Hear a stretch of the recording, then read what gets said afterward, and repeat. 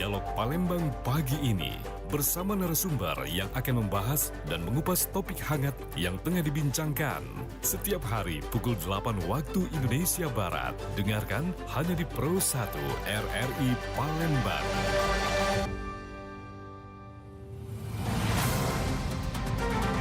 Segera Anda ikuti Dialog Palembang pagi ini.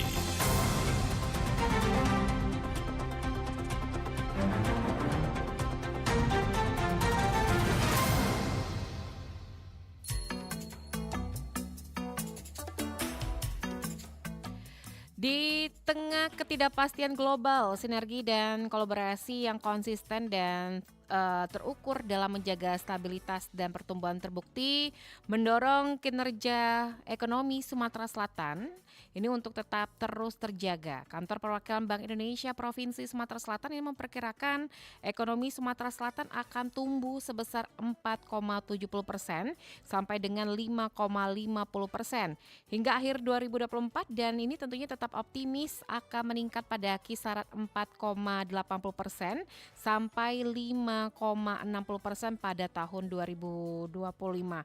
Dan pendengar, BPS Sumsel merilis juga ekspor November 2024 ini mencapai 642,88 juta dolar Amerika, turun 0,49% dibandingkan Oktober 2024. Impor November 2024 senilai 176,80 juta dolar Amerika, naik sebesar 59,86% dibandingkan pada Oktober 2024. Neraca perdagangan Sumatera Selatan November 2024 surplus menjadi 466,4 juta dolar Amerika. Lalu seperti apa ini pertumbuhan ekonomi tahun 2024 dan tentunya ini untuk prediksi di tahun 2025 di Sumatera Selatan. Di studio kita sudah hadir bersama kedua narasumber, ada statistisi ahli media BPS Provinsi Sumatera Selatan, Ibu Mardiana SST MSI. Selamat pagi Bu Mardiana, Assalamualaikum. Waalaikumsalam, selamat pagi Mbak Dela. Sehat kabarnya Bu Mardiana? Alhamdulillah. Alhamdulillah. Selain Ibu Mardiana selaku statistisi Ya. ahli media BPS Provinsi Sumatera Selatan, ini yang tidak lain biasa selalu rajin ya, yang selalu bersedia diundang RRI bersama pengamat ekonomi Sumatera Selatan sekaligus dosen Fakultas Ekonomi dan Bisnis Islam UIN Raden Patah Palembang, ada Bapak Muhammad Rahman Bayumi. Selamat pagi Pak Rahman. Pagi Mbak Dela. Sehat kabarnya Pak Rahman? Alhamdulillah sehat. Alhamdulillah sehat. Ini memang mic-nya rada kecil ya. Coba tes lagi Mbak. Sehat Pak? Tes kayaknya Memang ini ya, mungkin kita bisa ganti mic-nya dulu. Baik, pagi hari ini kita akan membahas mengenai pertumbuhan ekonomi tahun 2024 dan prediksi tahun 2025 di Sumatera Selatan. Sebelum kita ke Pak Rahman, kita ke statistisi ahli media BPS Provinsi Sumatera Selatan, Bu Mardiana. Tadi BPS sudah merilis ya Bu ya? Ya. Ini sudah merilis ada beberapa ekspor November 2024 tadi mencapai 642,88 juta dolar Amerika. Ini turun menjadi 0,49% dibandingkan Oktober 2024. Ini ada beberapa poin juga ya Bu ya.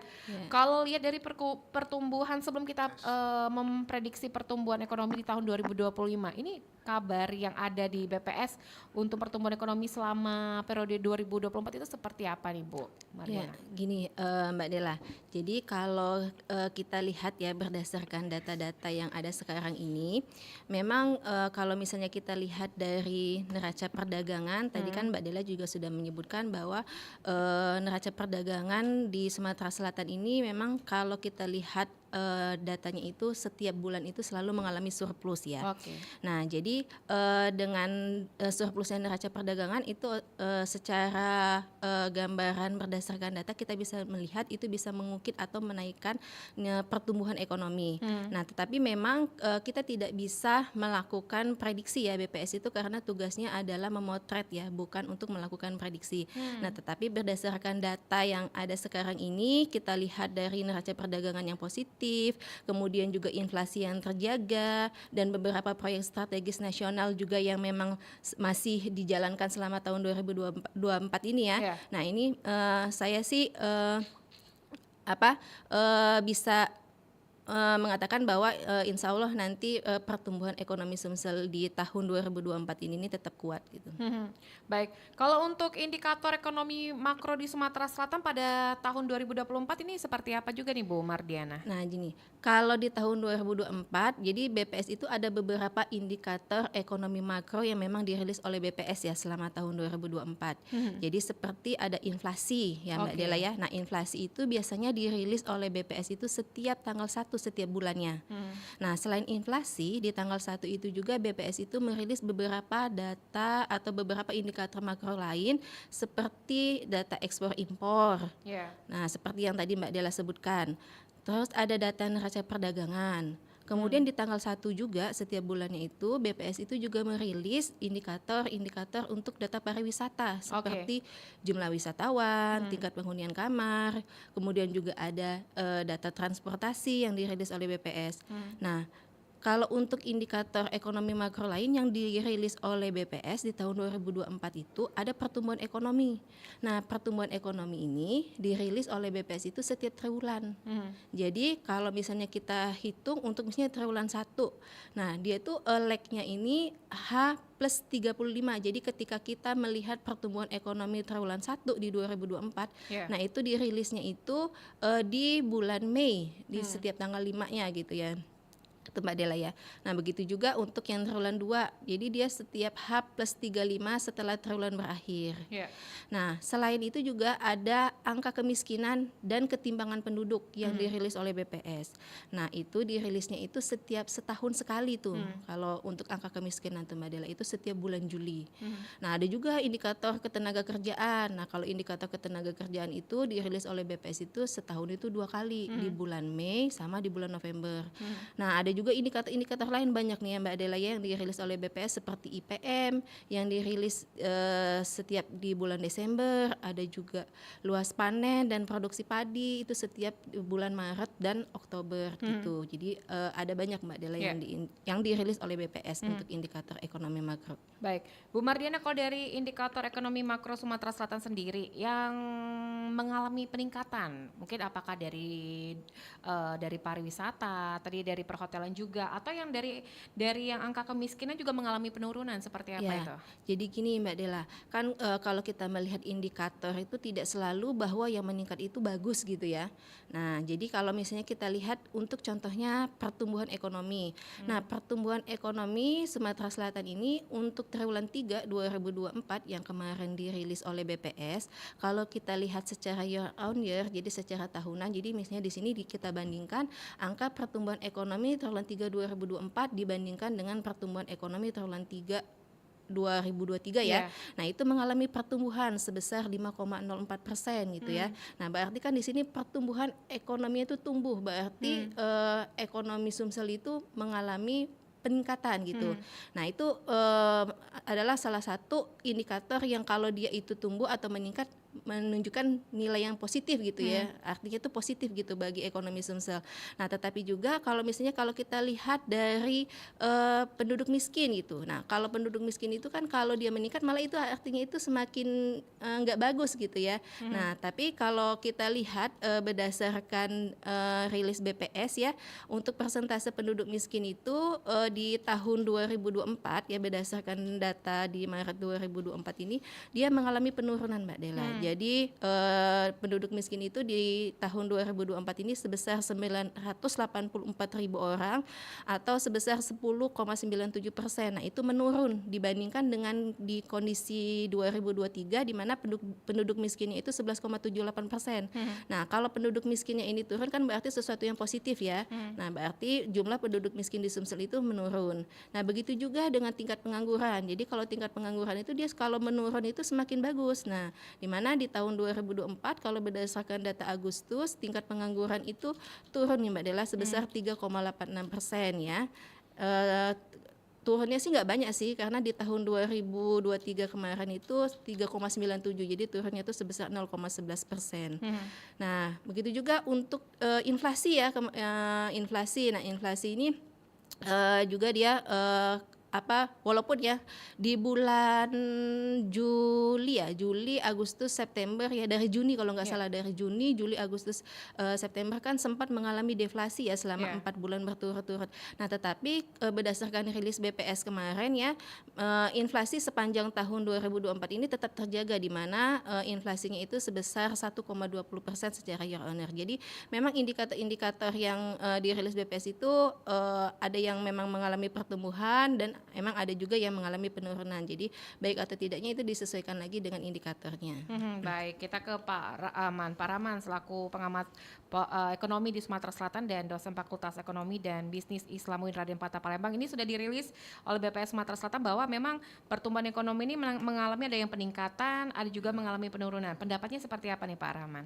Oke, jadi seperti yang disampaikan tadi bahwasanya kenaikan dan penurunan ini memang sudah tepat, dalam artian memang seperti kemiskinan dan lain-lain, ketika dia turun maka itu baik untuk pertumbuhan perekonomian. Ya. Nah, memang kalau kita amati sekarang untuk tahun 2025 sendiri itu potensinya sangat baik ya, khususnya untuk sektor seperti properti, otomotif dan hasil bumi. Apalagi kita Sumatera Selatan ini mempunyai potensi hasil bumi yang sangat baik apabila itu benar-benar dikelola dengan baik. Dan memang rencananya dengan Menteri Ketahanan Pangan sendiri itu akan hadir di Palembang itu sekitar tanggal 10 kalau jadwalnya, itu juga untuk membantu menjadikan Sumatera Selatan ini sebagai salah satu sektor untuk menaikkan lumbung pangan dan lain-lain di Sumatera Selatan. Semoga nanti ini bisa direalisasikan untuk mendukung terrealisasinya kebijakan-kebijakan strategis yang dapat mensupport perekonomian secara sistemik.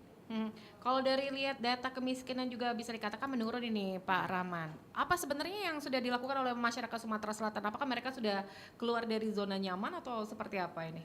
Oke, kalau kita lihat sebenarnya kita juga nggak bisa mengukur bahwasanya naik atau turunnya kemiskinan ini pertanda baik secara satu Keseluruhan ya? indikator saja. Oke. Karena kalau kita bisa lihat, kita lihat secara nasional sendiri itu kan yang termiskin itu ada Maluku, ada Aceh, ada Papua dan lain-lain.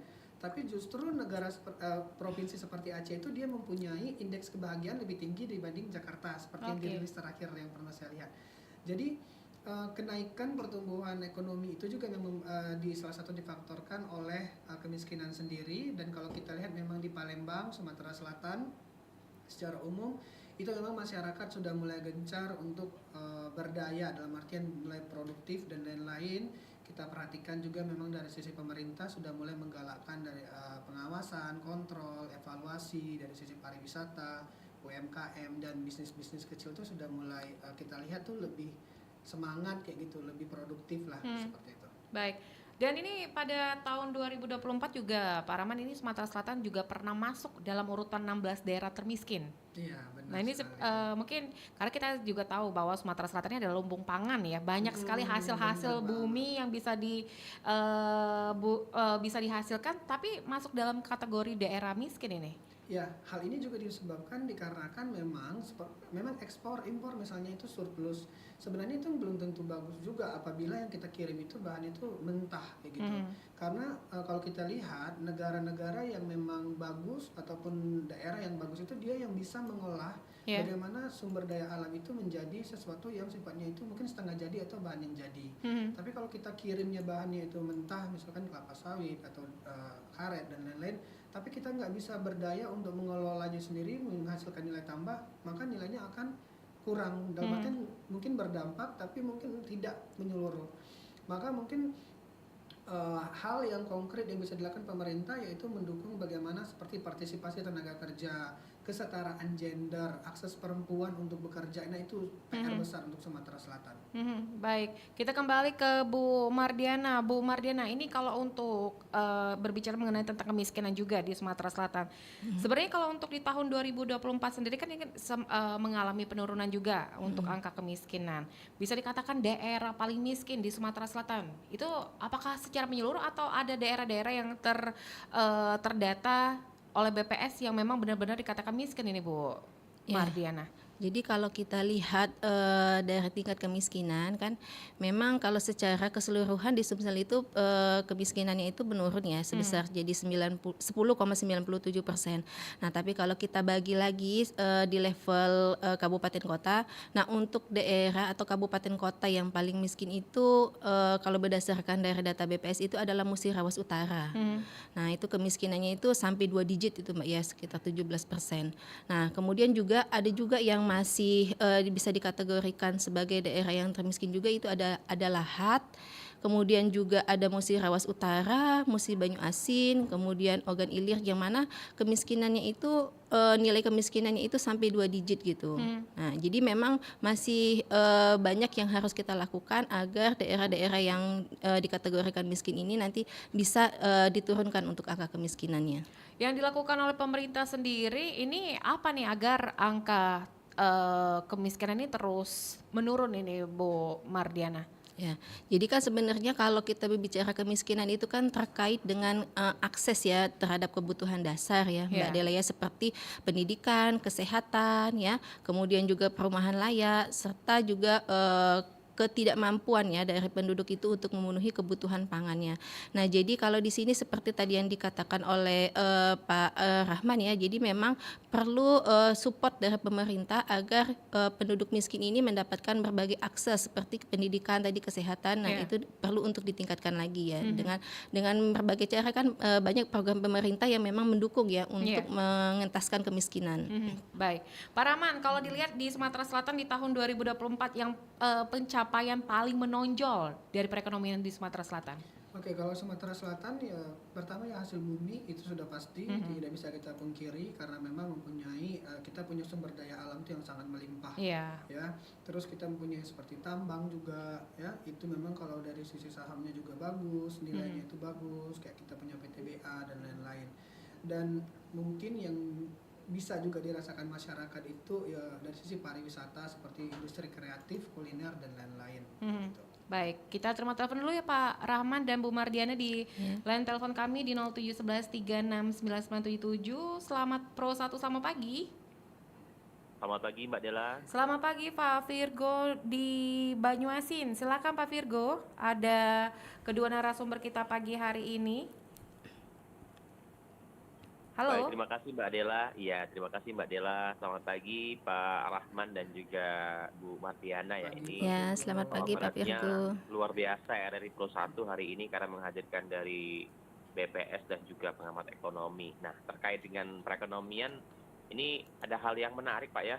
Ibu mungkin bisa dijelaskan nanti ke depannya bagaimana, karena kita ketahui di tahun 2025 kan sama-sama paham bahwa PPN naik nih 12% gitu ya. Meskipun juga itu untuk barang-barang mewah, nah itu gimana kira-kira apakah menyentuh kita di masyarakat kecil menengah ke bawah kayak gitu. Karena kan banyak sekali pendapat-pendapat pengamat tuh mengatakan bahwa memang PPN naik itu hanya untuk barang mewah, tapi juga imbasnya juga terkena kepada kita semua. Nah itu bagaimana? Nah memang sih kita merasa bersyukur juga karena 2 bulan ini token juga diberikan subsidi subsidi 50% ya Pak. Benar, subsidi Bu Mardiana. Apakah itu sedikit hanya untuk pemanis saja di awal tahun, jadi biar nggak kaget aja kena PPN 12%. Padahal nanti kan di bulan Maret sampai bulan April itu sudah mendekati bulan puasa Ramadan. Wah ini kan pasti ekonomi akan semakin tinggi juga ya, karena kebutuhan juga semakin meningkat. Nah kira-kira gimana untuk keberlanjutan sepanjang tahun 2025 ke depan? Kalau melihat data dari BPS, apakah ada prediksi-prediksi khusus ya dari hasil penelitian secara langsung gitu ya? Kemudian untuk Pak Rahman, apakah bisa dilihat sepanjang tahun 2025 nanti seperti apa melihat dengan kondisi terkini saat ini ya yang sudah nyata. Mungkin itu Mbak Dila, terima kasih banyak, semoga bermanfaat. Ya baik, terima kasih Pak Virgo di Banyuasin. Mungkin kita sebelum ke Pak Rahman kita ke Bu Mardiana dulu, boleh ditanggapi Bu Mardiana? Ya, terima kasih Pak Virgo atas pertanyaannya. Jadi seperti yang tadi saya jelaskan ya Pak Virgo, jadi bahwa BPS itu kan tidak melakukan prediksi. Jadi saya agak hati-hati nih kalau misalnya Pak Virgo menanyakan tentang prediksi gimana ekonomi Sumsel di tahun 2025. Jadi sesuai dengan tupoksi BPS ya Pak, BPS itu hanya melakukan pengukuran dan penghitungan beberapa indikator sosial ekonomi yang strategis. Nah, tapi kalau misalnya kita melihat gambaran perekonomian ke depan di tahun 2025 yang kalau misalnya kita lihat berdasarkan kondisi data saat ini, berdasarkan fenomena-fenomena ke depan dan rancangan program yang akan dilakukan oleh pemerintah. Nah, jadi dari beberapa indikator yang ada itu, di mana neraca perdagangan Sumsel kan menunjukkan tren yang positif ya, di mana ekspornya ini masih lebih besar daripada impor. Nah, otomatis kan di sini berarti menunjukkan bahwa kinerja perekonomian Sumatera Selatan itu ke depannya juga menunjukkan tren yang positif. Nah, begitu juga dengan inflasi yang terjaga. Nah, ini juga akan meningkatkan daya beli masyarakat ya. Jadi kalau misalnya dari sisi perdagangan menunjukkan tren positif, inflasi yang terjaga juga secara tidak langsung nanti kan akan menjaga daya beli masyarakat ya. Kemudian juga beberapa proyek strategis nasional yang dilakukan di Sumatera Selatan yang masih berlangsung nanti itu di tahun 2025 ya. Nah, itu juga menunjukkan bahwa perekonomian Sumsel ke depannya itu nanti akan bisa menunjukkan tren yang positif juga, akan bisa tumbuh juga gitu. Nah, tetapi di sini juga tadi kan Pak Virgo juga menjelaskan tentang pengaruh PPN gitu ya Pak ya. Nah, di sini kalau saya lihat sih PPN itu kan nggak jadi naik ya Pak ya, hanya untuk barang mewah aja kan ya. Nah, jadi di sini saya sih melihatnya bahwa di sini ada niat baik dari pemerintah untuk menjaga daya beli masyarakat karena PPN yang dinaikkan itu hanya dibatasi untuk barang mewah. Nah, ketika pemerintah itu menjaga daya beli masyarakat, maka kan konsumsinya itu akan tumbuh. Jadi, nah ini akan salah satu mendongkrak untuk pertumbuhan ekonomi ke depannya. Baik, kita ke Pak Rahman. Pak Rahman, kalau pertanyaan dari Pak Virgon tadi, prediksi di tahun 2005 seperti apa? Oke, menindaklanjuti pertanyaan dari Pak Virgo tadi, bahwasanya benar kenaikan pajak itu sebenarnya apakah itu berdampak? Pasti berdampak. Berdampaknya ya untuk kita sendiri kayak gitu, untuk masyarakat. Apalagi kalau kita perhatikan kayak seperti di Sumsel ini kan ada banyak proyek strategis nasional seperti yang disampaikan. Itu kan pasti kita membutuhkan uang, dalam secara sederhananya seperti itu. Dan untuk pajak PPN sendiri yang 12% ini mungkin yang akan terpukul, maksudnya yang akan merasa keberatan itu sebenarnya golongan menengah. Karena ini akan berdampak langsung seperti perumahan yang di atas 30 miliar, terus jet pribadi, yacht dan lain-lain kayak gitu. Nah, tapi kalau untuk masyarakat bawah sendiri menurut saya pemerintah sudah mengambil langkah yang sangat tepat karena ini juga tujuannya kan untuk membangun perekonomian mulai dari masyarakat lah, apalagi pemerintah kan punya program seperti makan gratis, terus insentif-insentif dan lain-lain khususnya untuk dunia pendidikan, kesehatan yang mungkin pada waktunya nanti bisa menekan pertumbuhan ekonomi menjadi baik kayak gitu.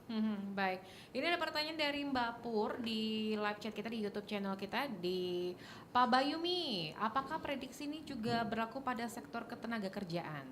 Oke, pasti ya, karena kalau kita berbicara soal prediksi seperti otomotif naik, seperti terus ada juga properti itu kan pasti akan melibatkan ketenaga kerjaan. Yang paling penting itu bukan potensi ketenaga kerjaannya, tapi apakah memang pemuda-pemuda ataupun sumber daya manusianya itu siap untuk bekerja kayak gitu. Jangan sampai peluangnya ada tapi kitanya nggak siap, akhirnya nanti itu akan diambil oleh orang-orang pihak luar seperti itu. Jadi bagaimana sekarang kalau khususnya Sumatera Selatan kita ya yang penting kita melek kayak gitu, kita lihat di mana saja ada peluang dan kita terus meningkatkan skill dan lain-lain karena itu pasti akan meningkatkan peluang untuk partisipasi kerja sendiri. Kalau untuk peluang ketenaga kerjaan yang ada di Sumatera Selatan, apakah sejauh ini sudah banyak atau masih kurang ini Pak Bayumi? Kalau saya mungkin melihatnya kurangnya itu dari sisi gender ya, karena memang partisipasi kerja sendiri kalau kita lihat, kalau dari statistik sebenarnya laki-laki dan perempuan itu mungkin kalau dari persentase itu 51 dan 49%. Tapi memang kalau untuk partisipasi kerjanya sendiri itu laki-laki itu lebih besar dibanding perempuan, itu sangat jauh. Nah mungkin di situ yang harus didorong lagi agar perekonomian itu bisa cepat pertumbuhannya kayak gitu. Baik, kita kembali ke Bu Mardiana. Bu, kalau perbandingan pertumbuhan ekonomi Sumatera Selatan ini dengan provinsi lainnya di Sumatera atau bahkan di Indonesia secara keseluruhan seperti apa perbandingannya Bu Mardiana? Ya, jadi kalau kita lihat pertumbuhan ekonomi Sumatera Selatan kita lihat data terakhir ya Mbak Dela ya. Jadi pertumbuhannya itu sebesar 5,04% ya. Nah itu sudah lebih tinggi ya dibandingkan dengan pertumbuhan nasional. Dimana kalau pertumbuhan nasional di triwulan 3 kemarin itu secara year on year itu sebesar 4,95 ya. Nah terus kalau misalnya kita lihat untuk kondisi Sumsel ya, kalau misalnya kita bandingkan dengan provinsi lain ya. Nah jadi kalau kita lihat struktur perekonomian Sumsel, kalau kita lihat di Pulau Sumatera saja ya, di Pulau Sumatera itu kontribusi Sumatera Selatan terhadap PDRB di Pulau Sumatera itu sebesar 13,82% gitu ya. Nah di sini menunjukkan bahwa provinsi Sumsel ini perannya terhadap perekonomian Sumatera itu besar sekali Mbak. Dia terbesar ketiga ya di Pulau Sumatera gitu. Nah jadi memang prospek untuk Sumsel ini nih sangat besar gitu ya kalau kita lihat dari Pulau Sumatera sendiri gitu. Bu Mardiana, kalau dari sektor ekonomi yang paling berkembang pesat di Sumatera Selatan dari sektor apa saja ini Bu? Nah jadi kalau kita lihat sektor ya, nah jadi kalau sektor itu kalau misalnya kita lihat yang paling berkembang itu adalah sektor dilihat dari distribusi ya terhadap PDRB-nya itu ada sektor pertanian, kehutanan, perikanan ya. Kemudian juga ada sektor pertambangan dan penggalian, kemudian juga ada sektor industri pengolahan dan juga ada sektor perdagangan. Di mana keempat sektor ini kontribusinya itu terhadap PDRB Sumatera Selatan itu besar sekali nih Mbak Dela ya, sebesar 70%.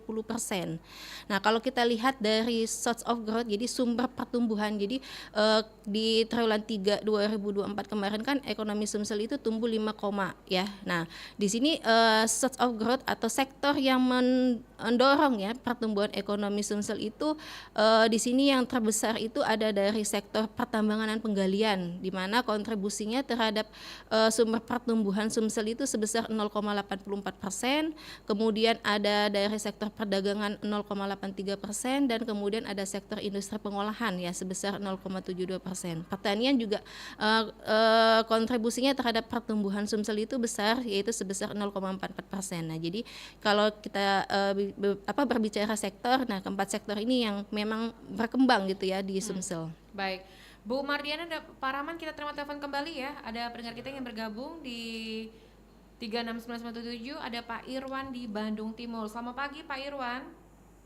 Selamat pagi Mbak Dela. Sehat kabarnya Pak Irwan pagi hari ini Pak Irwan? Alhamdulillah cuaca cerah. Sehat ya. Di sini ada kedua narasumber kita, statisi ahli media BPS Provinsi Sumatera Selatan, ada Ibu Mardiana dan pengamat ekonomi Sumatera Selatan sekaligus dosen Fakultas Ekonomi Bapak Muhammad Rahman Bayumi. Silakan. Ya. Assalamualaikum Bapak Ibu narasumber di sini ya. Waalaikumsalam Pak Irwan. Perkenalkan nama saya Ahmad Irwan Syekh Fauji dari Bandung Timur ya di sini. Ini tentang masalah perekonomian atau misalnya di sini identik dengan apalagi sekarang kan diawali uji coba dalam makan gizi gratis bagi para siswa. Nah ditinjau dalam sektor perekonomian kan di sini. Kalau Jawa Barat sih dibandingkan dengan porsi lain memang tertinggal di dalam hasil bumi untuk di Jawa Barat. Beda dengan kalah dengan Sumatera, Kalimantan, kan ada batu bara di Jawa Barat kan tidak ada penanganan batu bara, tidak ada penanganan emas.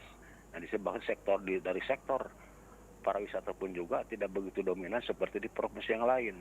Cuman di Jawa Barat kan tidak ada sektor pariwisata yang hanya cuman Pangandaran aja yang sering dikunjungi oleh wisata asing. Nah, sedangkan Bandung aja Pak, yang 4 kabupaten kota itu tidak punya pantai, sehingga cuman agak sedikit Bandung Barat itu di wisata itu cuman ada Tangkuban Perahu kayaknya itu juga sudah perbatasan dengan Kabupaten Subang. Nah ini Pak, sejauh mana sektor penghasilan di Sumatera Selatan selain dari batu bara di sektor apa jelas kalau wisata itu kan jelas Sumatera Selatan lebih banyak di sektor perekonomian itu yang pertama. Yang kedua satu lagi Pak Map nih. Kan hari ini ada makan gratis. Itu sebetulnya program yang terlalu dipaksakan, program yang terlalu basah. Kenapa bilang terlalu basah? Karena dijanjikan separuhan ini kayaknya takutnya ini hanya dipaksakan saja asal-asal. Apa secara itu kan bukan sedikit Pak masalah dari APBN untuk apa program beri makan gratis. Nah kira-kira sejauh mana kelanjutan anak itu masalah program makan gratis kalau ditinjau dari sektor perekonomian, mungkin itu pertanyaan saya Pak. Baik. Maaf sedikit Ya. agak sakit gigi satu badan. Baik, Pak Rahman. Ini, Pak Rahman. Assalamualaikum. Pak Ahmad Irwan, terima kasih. Jadi Pak Rahman lagi. Pak Rahman, boleh tanggapi Pak Rahman? Oke, yang pertama terkait dengan pariwisata. Nah, inilah tadi ya bahwasanya memang setiap daerah itu mempunyai potensi yang berbeda-beda. Mungkin kalau kita Sumsel khususnya dia punya hasil bumi yang baik, pertanian, pertambangan dan lain-lain.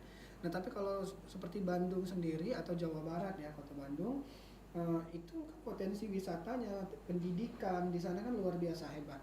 Banyak sekali perantau di situ. Dan itu juga bisa mendorong perekonomian. Apalagi sekarang mungkin kalau dari orang Bandungnya sendiri melihat kami cuma hanya punya pariwisata, padahal pariwisata itu yang diidam-idamkan provinsi lain. Kayak kita di Sumsel, kita bahkan boro-boro mau lihat wisata alam seperti itu susah sekali kayak gitu. Jadi kadang-kadang ya itulah tadi rumput tetangga lebih hijau. Betul. Ya. Terus kalau masalah makan gratis sendiri, itulah yang diperlukan rakyat Indonesia. Terbukti memang Prabowo dengan programnya makan gratis itu juga yang memenangkan beliau menjadi presiden. Mungkin bagi kita sendiri kita nggak perlu makan gratis karena kita mampu, tapi ada banyak orang yang untuk makan aja susah gitu.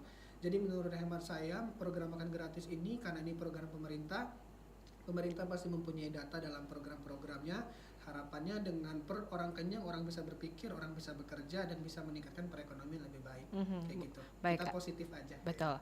Mungkin ada tambahan dari Bu Mardiana. Ya, jadi kalau kata saya sih Bandung ya. Jadi Jawa Barat itu tuh sebenarnya tuh punya potensi yang luar biasa dalam ekonominya.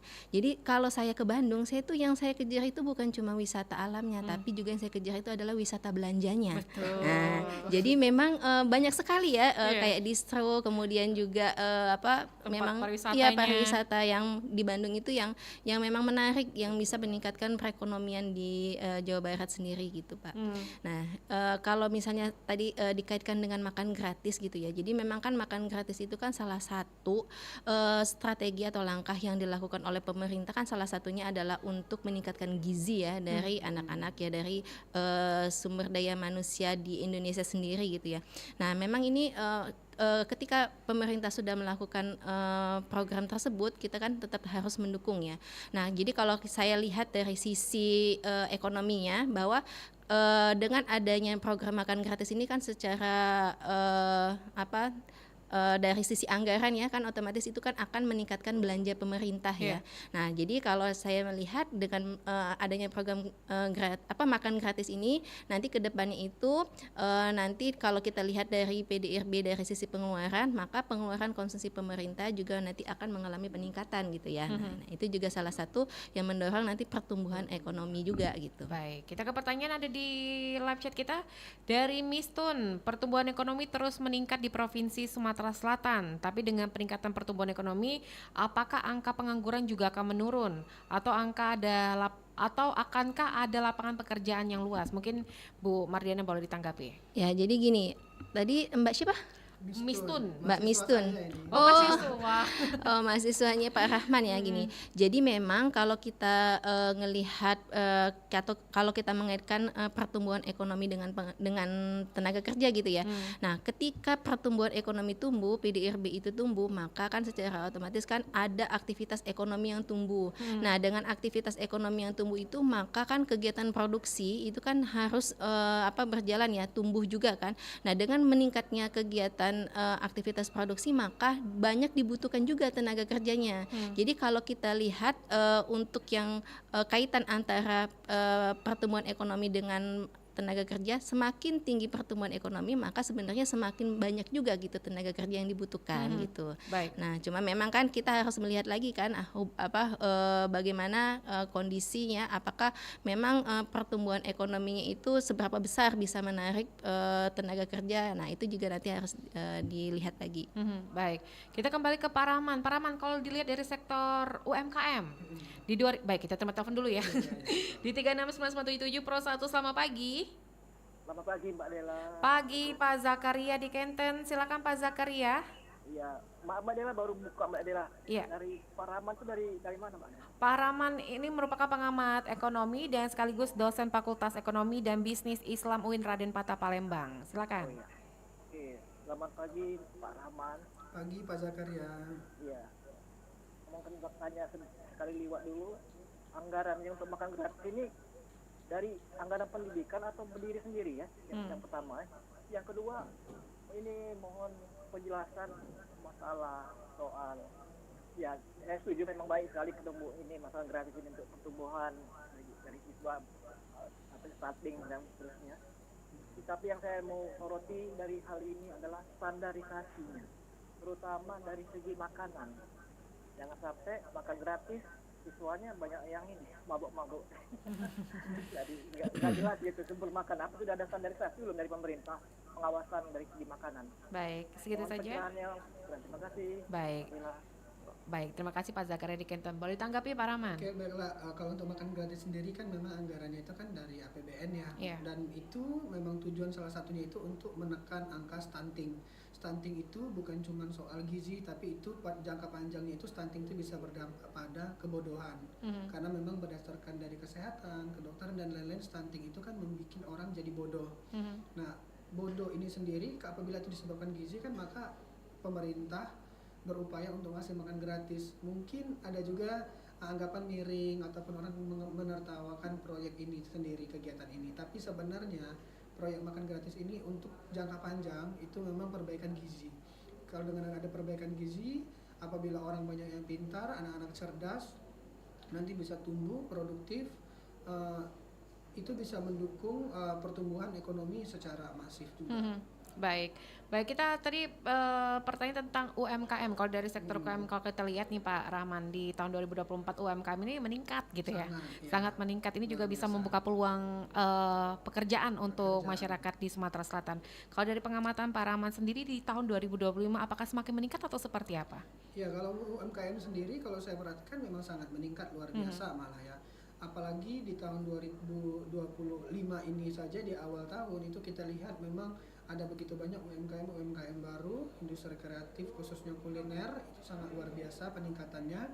Dan juga kalau saya perhatikan dengan adanya UMKM ini juga bisa mendorong akses perempuan untuk produktif kayak gitu, karena memang Sumatera Selatan khususnya secara luas itu memang yang harus kita dorong ini akses perempuan, bagaimana perempuan juga bisa mengambil andil untuk berdaya saing, menyuarakan dan juga mempunyai finansial yang baik, karena ini juga bisa secara keseluruhan bisa mendorong pertumbuhan perekonomian. Kalau laki-laki angka partisipasi kerjanya itu khususnya untuk sektor formal itu sudah sangat tinggi ya. Tapi kalau untuk perempuan sendiri masih sangat kurang. Gitu. Pasti tentunya ada tantangan tersendiri nih untuk menghadapi perekonomian Sumatera Selatan di tahun 2025. Apa nih Pak Rahman? Kalau untuk tantangannya sendiri, yang pertama tetap kesetaraan gender, di mana perempuan bisa menyuarakan apa yang memang mereka perlukan, khususnya untuk top leader, manajemen dan lain petinggi-petinggi itu memang masih banyak dipegang oleh pria, sehingga untuk kebijakan-kebijakannya saya melihat masih sangat diperlukan bagaimana perempuan-perempuan itu mempunyai akses yang setara dengan laki-laki, khususnya untuk sektor formal. Kalau informal ada banyak perempuan yang bekerja, tapi kalau informal itu untuk datanya sendiri kan susah untuk kita lacak kayak gitu. Jadi itu yang pertama. Yang kedua dari sektor pendidikan, karena memang sektor pendidikan sendiri itu masih sangat, kalau kita perhatikan masih banyak daerah-daerah yang tertinggal. Mungkin kalau Kota Palembang sudah sangat oke, tapi seperti daerah-daerah kayak Muratara, Lahat dan lain-lain itu sangat memerlukan perhatian khusus. Baik, kita kembali ke Bu Mardiana. Bu Mardiana, kalau proyeksi dari BPS terhadap pertumbuhan ekonomi Sumatera Selatan pada tahun 2025? Ya, tadi seperti yang tadi sudah saya jelaskan tuh Mbak Dela ya, bahwa BPS itu tidak melakukan prediksi ya untuk pertumbuhan ekonomi ya, baik itu di tahun 2024 ini ataupun di tahun 2025. Tapi berdasarkan kondisi-kondisi data yang ada saat ini ya, dan juga beberapa fenomena dan rancangan program yang sudah dilakukan pemerintah. Nah, jadi di sini saya sih melihat ya, di mana pemerintah kan juga sudah melakukan berbagai upaya ya untuk meningkatkan pertumbuhan ekonomi, di mana kenaikan PPN kan juga tidak jadi ya. Iya. Nah, hanya untuk barang mewah aja, dan itu juga akan tetap menjaga daya beli masyarakat. Jadi kedepannya itu diharapkan sih dengan meningkatnya konsumsi masyarakat, daya beli yang terjaga, inflasi yang terjaga, kemudian juga investasi yang juga tetap tumbuh. Nah, diharapkan nanti untuk kedepannya perekonomian Sumatera Selatan juga akan tetap cukup kuat gitu. Kalau dari segi kebijakan, mungkin kebijakan apa yang perlu dilakukan oleh pemerintah ini untuk menjaga momentum pertumbuhan ekonomi di Sumatera Selatan di tahun 2025? Ya, jadi kebijakannya itu seperti tadi ya, kan kalau tadi Pak Rahman kan dari sisi kesetaraan gender gitu ya. Nah, kalau saya di sini kan melihat bahwa sekarang ini kan memang kan Indonesia ya ini sedang mengalami masa bonus demografi ya, di mana memang sumber daya manusianya itu memang lagi sangat produktif gitu ya. Nah, jadi di sini saya melihat bahwa di sini penguasaan teknologi digital ya. Nah, untuk terutama tadi seperti kalau kita kaitkan dengan UMKM tadi ya, di mana kan UMKM itu kan share-nya besar ya bagi perekonomian Sumatera Selatan. Nah, di situ juga harus diberikan peningkatan atau pelatihan atau keterampilan tentang penguasaan teknologi, karena sekarang ketika kalau kita berbicara tentang pasar aja kan sudah banyak yang online ya kan. Betul. Nah, jadi penguasaan teknologi itu juga merupakan salah satu strategi yang harus dilakukan oleh pemerintah ya untuk meningkatkan pertumbuhan ekonomi gitu ya. Gitu Mbak Dela. Baik, Bu Mardiana, kalau dari sektor pariwisata sendiri ini di Sumatera Selatan juga mengalami peningkatan, mengingat banyak sekali tempat pariwisata yang sekarang sudah mulai berkembang ya, di salah satunya yang lagi ngetren di pelataran Sungai Musi.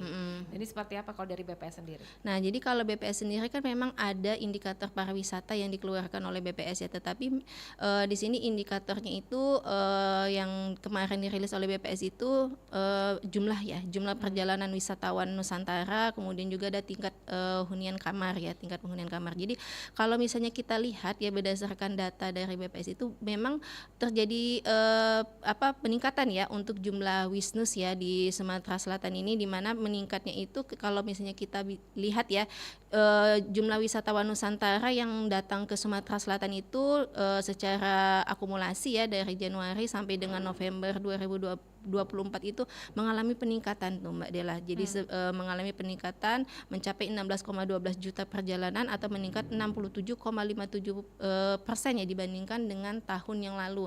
Nah, di sini dilihat bahwa memang pariwisata di Sumatera Selatan itu kan memiliki daya tarik sendiri gitu ya. Nah, tapi kalau boleh saya sarankan memang event-event pariwisata itu memang harus lebih digencarkan lagi ya untuk menarik wisatawan. Jadi memang kan kalau saya lihat di Sumatera Selatan ini memang yang paling menarik itu adalah kulinernya ya. Tetapi sebenarnya kalau saya lihat banyak juga potensi pariwisata alam yang memang bisa ditingkatkan. Nah, cuma mungkin perlu ya dari pemerintah itu untuk mensosialisasikan pariwisata apa saja yang ada di Sumsel, kemudian event-event mungkin bisa dibuatkan buklet gitu ya. Nah, jadwal ada event-event apa yang yang diadakan di Sumatera Selatan. Nah, itu mungkin nanti bisa menarik wisatawan gitu ya untuk lebih datang lagi gitu ke Sumatera Selatan. Baik. Ini ada pertanyaan dari Anggi. Pagi RRI, apakah dengan kondisi sumber daya alam yang dimiliki Sumatera Selatan ini dapat meningkat? Jadi berbagai sektor mengingat masih banyak komoditi yang dipasok dari luar Sumatera Selatan. Silakan Bu Mardiana, boleh tanggapi. Ya, jadi kalau kita lihat memang kalau misalnya kita lihat dari komoditas atau komoditi yang dihasilkan di Sumatera Selatan itu sebenarnya sudah banyak ya komoditas unggulan yang dihasilkan oleh Sumatera Selatan seperti karet, kemudian minyak sawit, ya batu bara itu kan merupakan komoditas unggulan yang memang bersaing gitu di pasar internasional.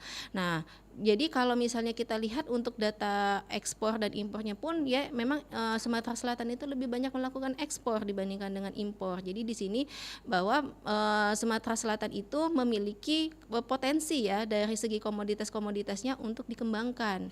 Nah, jadi memang untuk kalau misalnya kita lihat ya di sini komoditas unggulan itu memang perlu gitu ya untuk ditingkatkan lagi nilai tambahnya gitu. Tadi kan seperti yang dijelaskan oleh Pak Rahman di awal bahwa nilai tambah atau hasil dari komoditas unggulan itu kan akan lebih berdaya guna lagi, akan lebih bisa berdampak lagi terhadap penduduk di Sumatera Selatan, misalnya untuk mengurangi kemiskinan, kalau itu dilakukan hilirisasi ya, di mana komoditas-komoditas unggulan yang ada seperti tadi misalnya kayak kelapa sawit gitu ya, kalau diolah lagi misalnya menjadi minyak goreng, itu kan akan berdampak tuh ke industri pengolahan, akan berdampak juga ke perdagangan, ke transportasi. Jadi impact atau nilai tambah dari komoditas unggulan atau potensi yang dimiliki oleh Sumatera Selatan itu akan lebih berdampak lagi ke sektor-sektor yang lain, sehingga akan bisa meningkatkan lagi ya pertumbuhan ekonominya, kemudian juga akan lebih meningkatkan lagi pendapatan masyarakat, dan secara tidak langsung kan itu akan mengurangi kemiskinan. Gitu. Baik, kita kembali ke Pak Rahman. Pak Rahman, ada kabar baik juga di awal tahun 2025 ini, manajemen Bandara SMP 2 Palembang ini memastikan kesiapan pihaknya dalam menyambut penerbangan internasional. Kembalinya dibuka penerbangan internasional. Nah, setelah ada keputusan pemerintah pusat mengembalikan status internasional untuk Bandara SMP 2 Palembang, apakah ini nantinya akan menunjang kenaikan perekonomian di Sumatera Selatan nih Pak Rahman? Oke, dengan adanya penerbangan internasional itu pasti ya. Pasti ya. Karena memang itu yang diharapkan oleh masyarakat Palembang. Kalau kita lihat di medsos, itu saya perhatikan di medsos bandara itu luar biasa, komen itu kayaknya nggak berhenti. Masyarakat tuh pengen ada penerbangan internasional. Karena kenapa? Dengan adanya penerbangan internasional itu juga bisa meningkatkan efisiensi ya. Karena misal orang ingin ke Malaysia atau orang ke Singapura, justru mungkin seperti juga kan seperti UNAD Kota Palembang tuh kita punya banyak sekali mahasiswa asing dari luar negeri. Itu yang bikin menjadi salah satu hambatannya itu kan dikarenakan mereka untuk ke Palembang harus ke Jakarta dulu.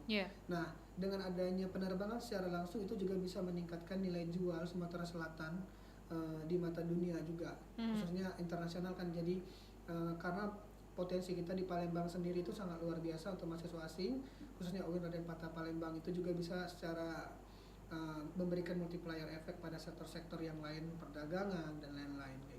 Sangat luar biasa. Baik, tadi kan kita juga banyak tahu dari dunia media sosial atau teknologi. Apakah juga masyarakat di Sumatera Selatan ini bisa dikatakan harus melek ya yang namanya teknologi dan media sosial? Benar banget. Jadi kalau itu juga yang akan menjadi program kami. Kami di awal tahun ini akan merencanakan satu program yang kami sebut dengan Inspirasi.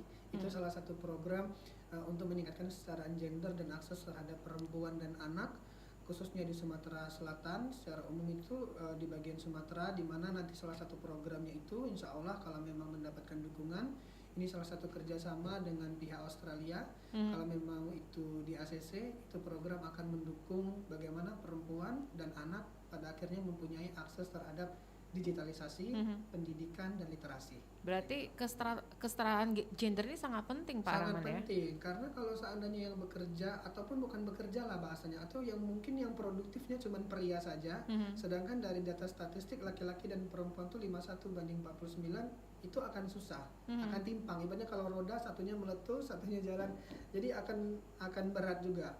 Kalau kita perhatikan negara-negara maju itu memang kesetaraan gendernya itu sudah baik. Itu juga yang bisa mendukung pada akhirnya bagaimana wilayah tersebut bisa tumbuh. Gitu. Baik, ini ada pertanyaan dari Desi Fitriana. Morning RRI, izin Pak Rahman, kalau sebagai fresh graduate ya, tanpa pengalaman yang bisa dilakukan untuk menyongsong perekonomian di Sumatera Selatan itu seperti apa nih Pak, tanpa pengalaman? Yang pertama yaitu melalui sosial media bisa mencari nafkah. Yang kedua yang pastinya mulai berbisnis. Apalagi ini yang bertanya juga mahasiswa saya dari Fakultas Ekonomi dan Bisnis. Rata-rata memang mahasiswa saya sudah punya bisnis ya, mungkin kecil-kecilan. Itu salah satu bentuk kontribusi bagaimana nanti kalau memang itu diseriusi, mempunyai bisnis plan yang baik, dapat pendanaan dari bank, itu juga bisa pada akhirnya bukan mencari kerja tapi membuka lapangan pekerjaan, peluang. Karena sudah banyak juga mahasiswa-mahasiswa yang pada akhirnya dengan berbagai macam hambatan dan tantangan mencari pekerjaan akhirnya membuka usaha baru kayak gitu. Bagaimana sih mengubah mindset atau juga paradigma masyarakat bahwa tidak selalu ASN atau pegawai BUMN atau BUMD, tapi membuka peluang usaha dengan UMKM ini juga bisa menghasilkan membuka lapangan kerja atau menghasilkan uang. Betul. Itu seperti apa nih Pak Rahman? Kalau saya melihatnya kita membutuhkan role model ya. Role model memang kadang-kadang masyarakat ini susah untuk percaya apabila yang menyampaikannya itu bukan dari golongan mereka. Dalam artian, misal ada satu mahasiswa yang memang dari golongan mereka membuktikan bahwa dia sukses tanpa menjadi ASN ataupun kita katakan seperti pegawai lah. Nah, itu akan mudah didengar.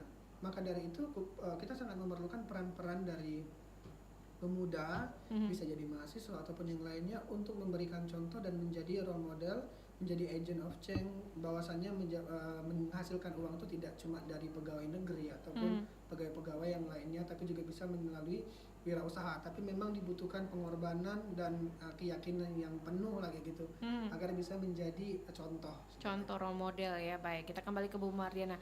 Bu Mardiana, tantangan pemerintah sendiri dan masyarakat ini tentunya tidak bisa harus pemerintah saja, tapi semua sektor ini harus bersinergi untuk menuntaskan atau juga menurunkan semakin menurunnya angka kemiskinan atau juga menaiknya ekonomi. Itu apa yang harus dilakukan pemerintah dan masyarakat? Ya, jadi kalau untuk meningkatkan pertumbuhan ekonomi ya tadi, untuk menurunkan angka kemiskinan, memang itu tidak hanya semata-mata adalah tanggung jawab pemerintah saja.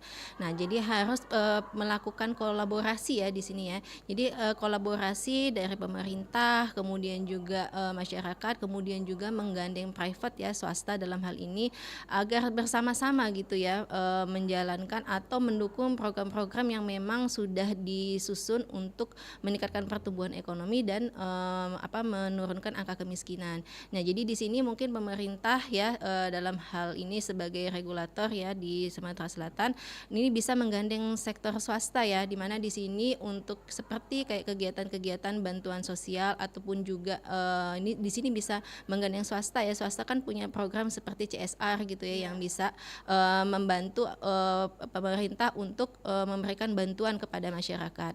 Nah, begitu juga dari sisi masyarakatnya sendiri ya, di sini diharapkan kan masyarakat itu mendukung gitu program yang dilakukan oleh pemerintah seperti kayak makan gratis ini, walaupun memang kita lihat ke depannya itu ada yang setuju, ada yang tidak setuju, tetapi apapun yang sudah dilakukan oleh pemerintah itu kita bisa sebisa mungkin ya, semaksimal mungkin kita dukung gitu ya, agar nanti program yang dijalankan itu bisa berdampak positif gitu ya bagi masyarakat. Baik, mungkin terakhir ini kita ke Pak Rahman dulu sebelum ke Bu Mardiana.